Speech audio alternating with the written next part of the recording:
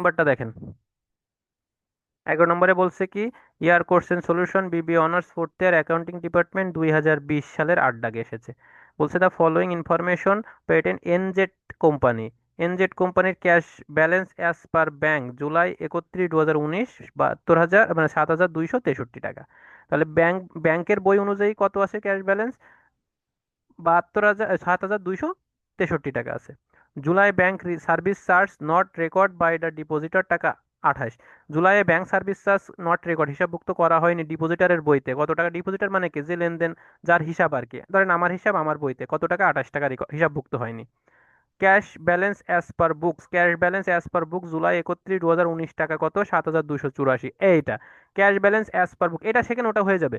Cash balance as per book July 31, 2019 কত, 7,284 টাকা। তাহলে cash balance as per book মানে আমার কাছে যে বইটা রয়েছে সেই বই অনুযায়ী ক্যাশ ব্যালেন্স রয়েছে কত, 7,284 টাকা। ডিপোজিট ইন ট্রানজিট জুলাই 31, 2019 রয়েছে কত, 1,500 টাকা। সবাই বইতে দেখেন।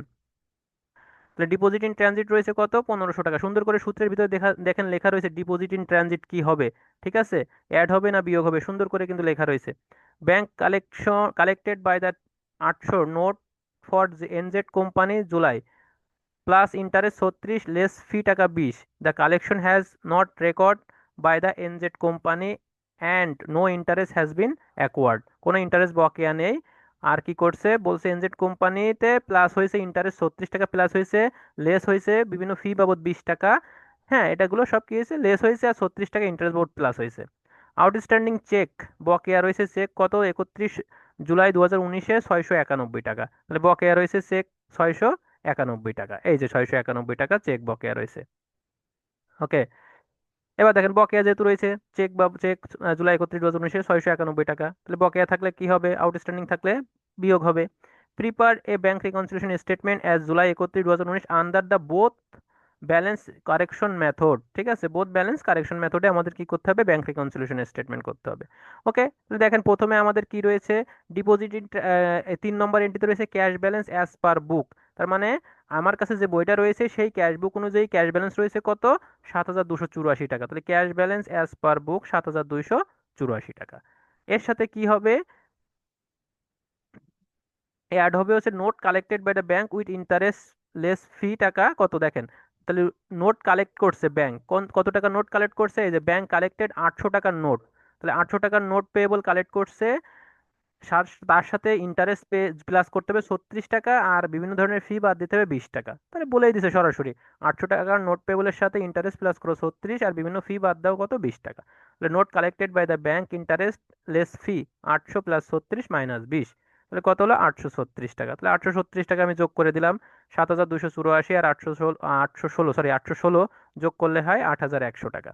এর সাথে দেখেন কি আছে, বলছে যে আহ, পরবর্তীতে কি বলছে, ব্যাংক সার্ভিস চার্জের কয়ে কয়ে কয়ে এই যে দেখেন 2 নম্বর entry, July bank service charge not record by depositor 28 টাকা।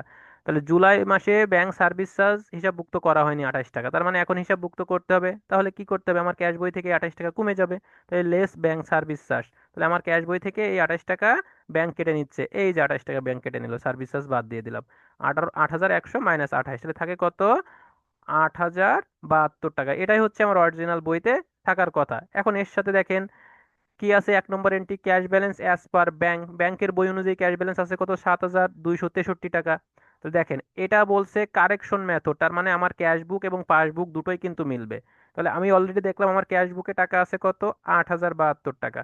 এখন পাসবুকেরটা দেখেন, তাহলে ব্যাংকের বই অনুযায়ী টাকা আছে কত, 7,263 টাকা। এই যে দেখেন cash balance as per bank, ব্যাংকের বই অনুযায়ী আছে 7,263। এটা ক্লোজ করে দিবেন এখানে, এই 8,072 টাকা এখানে ডাবল দাগ দিয়ে ক্লোজ করে দিবেন।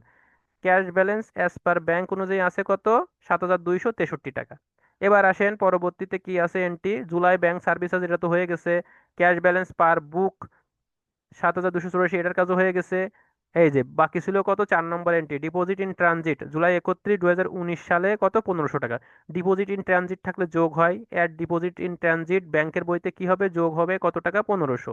তাহলে 7,263-র সাথে 1,500 যোগ করলে হয় 8,763 টাকা।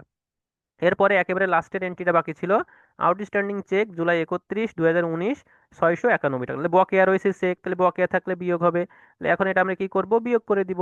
লেস আউটস্ট্যান্ডিং চেক, ব্যাংকের বই থেকে বিয়োগ করে দিব 691 টাকা। এই যে 691 টাকা বিয়োগ করে দিলাম।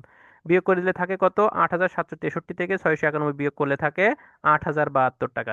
এই 8,072 ব্যাংকের বইয়ের সাথে আমাদের এই ক্যাশের বইয়ের টাকা মিলে গেল। তাহলে আমাদের কারেকশন ব্যালেন্স দুটোই সমান আছে। দেখেন, প্রশ্ন করেন। ক্যাশ বুক এবং পাসবুকের ব্যালেন্স দুটো